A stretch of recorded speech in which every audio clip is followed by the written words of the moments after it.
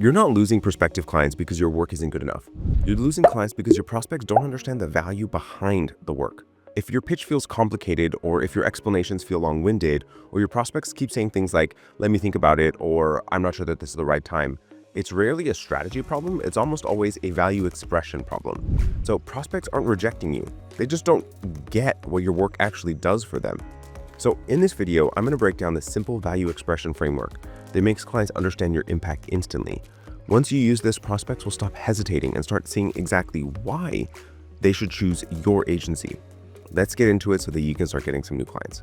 So let's first start why the real reason clients don't choose you. And here's the things that I typically hear is that most people believe that it's price, that they are not talented enough, that it's their portfolio, or that they don't have enough of a depth of understanding specifically within that specific segment or that type of work. And the reality is that it's not typically that. It's predominantly clarity. So you haven't translated the creative work that has an impact to their business. So the reality is that people are looking to hire a service business, any service business, agencies obviously included, any service business in order to serve and solve a business challenge, to be able to achieve an outcome. But the way that most people talk about service components is, here's why I'm so good, here's the experience that I have, look at me, look at me, look at me. And so we need to flip the way that we are thinking about this and communicating about this. That allows for us to be more concise, allows for us to be clear, allows for us to be more pragmatic, because the thing that they want is, how do I solve my business challenge? How do I make my life better? And if you are not doing this in a way that makes them really clear of what's going on, then yeah, they are not going to buy, and largely reasonably so. Let's start and define that clarity gap, because here's how this is being created in the first place. And just let's talk about the polarization between the two, how agencies talk and how clients are thinking. So agencies are talking in deliverables, visuals, concepts, tactics, strategies. Clients are thinking in outcomes, momentum, growth, clarity, revenue generating activities. And they very well may tie directly to each other, but there's a gap in the understanding of how exactly they meet with each other. And so unless you're closing that gap, you're creating for tension, you're creating for a misalignment, you're creating for a misunderstanding, or at least an opportunity for one.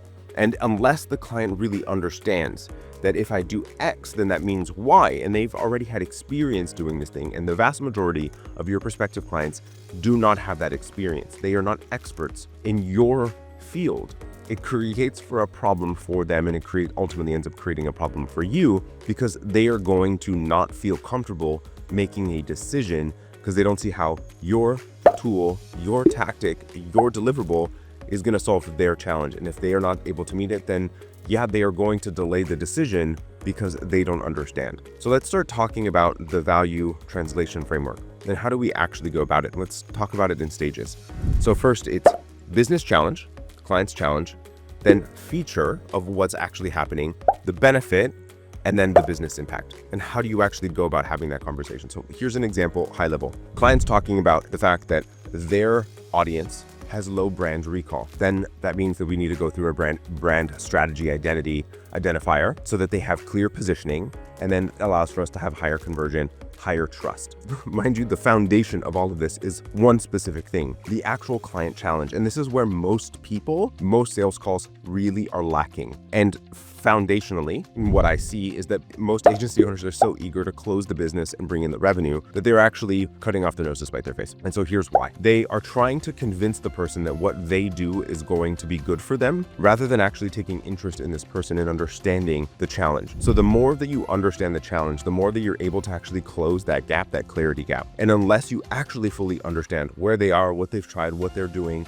why it's not working, who they've hired, who they haven't hired, all the things that they have led up to the place that they are currently in, the actual pain that this person is suffering, unless you understand that challenge, then yeah, you cannot properly get from challenge to feature.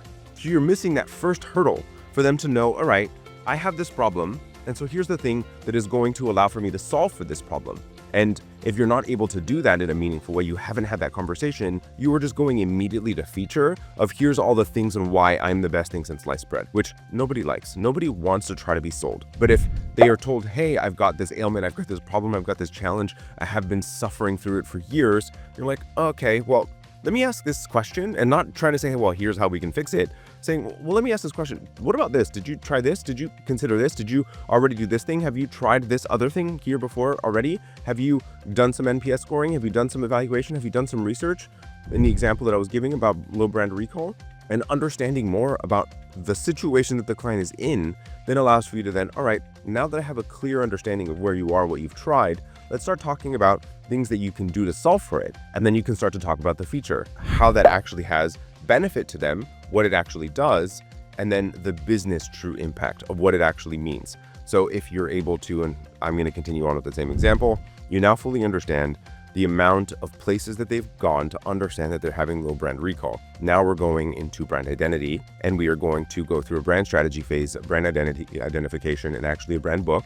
But it allows for them to have clear brand positioning that is going to result in higher conversion in every single marketing channel, greater client lifetime value. So this is what it actually means, dollars and cents for business impact. And if you don't have that conversation, the entire foundation of it is the beginning part of that conversation. And that is 9 times out of 10, a missed conversation. Now we have to make it tangible. How does the client actually understand and get this cemented into them? And remember that they are not an expert in the thing that you do. If they were, they wouldn't need you. And so you have to make it tangible for them. You have to make it simple, which very well may be a very complicated thing that you do, but you have to make it simple enough for them to understand. And so here's how I want you to be thinking about it: before and after, and not in the work, not in the pretty work that you do, the great work that you ultimately are delivering. Remember, that is a tool, not the actual thing that they're wanting to buy. They're buying the output. And so you need to be talking about it from a metrics perspective. So the last brand strategy that we went through, here's what the recall was, here's what the NPS score was, here's where their conversion metrics were,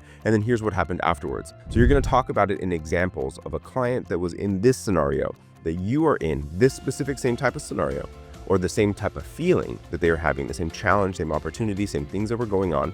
Here's how we went through the system that allowed for them to have the impact. Having those metrics is a huge benefit to you, knowing exactly where they were and where that client ended up. Knowing ultimately the underlying piece across every single human being on the planet is emotionality, and they need to have emotional clarity of, I feel this now, but I will feel this later. And that storyline, that story arc of past clients that you've been working with, that before and after, are incredibly useful for people to really understand how I'm going to experience this. Now, if you do this in a really meaningful way, and one of the key components that I want you to take away from this is you have to be able to allow for that clarity gap, for you to be able to close that gap, be that bridge for them of where they are now to where they want to be, and that you are actually that bridge. But you need to do so by actually first taking interest in them. You have to first want to understand them. Don't try to sell them anything at first. Just understand, take interest, be intrigued by them. And the more that you do so, the more information you are going to gather, the more questions that you ask, and not like 21 questions oriented thing. It needs to be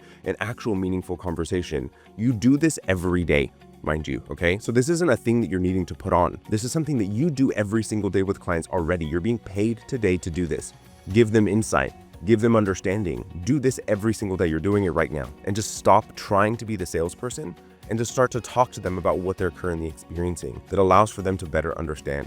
And by the way, if you want to turn these value-based conversations into clients consistently, your sales calls can't feel like a one-sided pitch. They need to feel like a mutual interview where both sides benefit. I have a breakdown that shows you exactly how to structure those conversations so prospects naturally convert.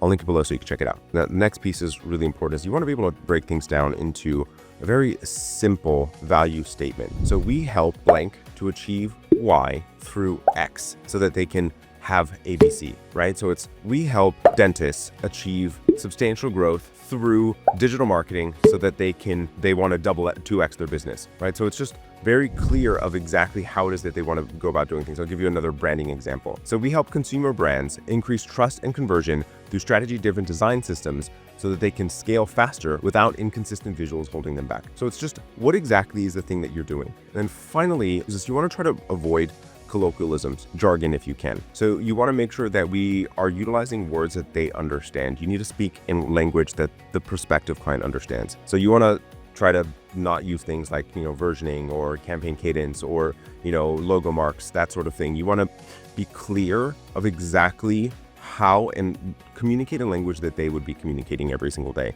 And this is particularly useful when you have a specialization because you can start to use things that are simple to them. And this system, when implemented well, you're able to allow for prospective clients buy with clarity, to buy with confidence, and buy outcomes rather than deliverables, which changes the dynamic of the relationship that you have, being able to be a whole lot clearer and a whole lot better in the way that you're able to develop relationships. Once you learn how to express your value clearly, prospects finally understand why your agency matters to them and how it's going to have impact, and choosing you becomes a much easier decision. But clarity alone won't close the deal if clients still hesitate ultimately on price. So that's the next barrier that you're going to need to remove. So now go watch my next video where I show you how to communicate and justify your price in a way that feels natural, confident, and completely pressure-free.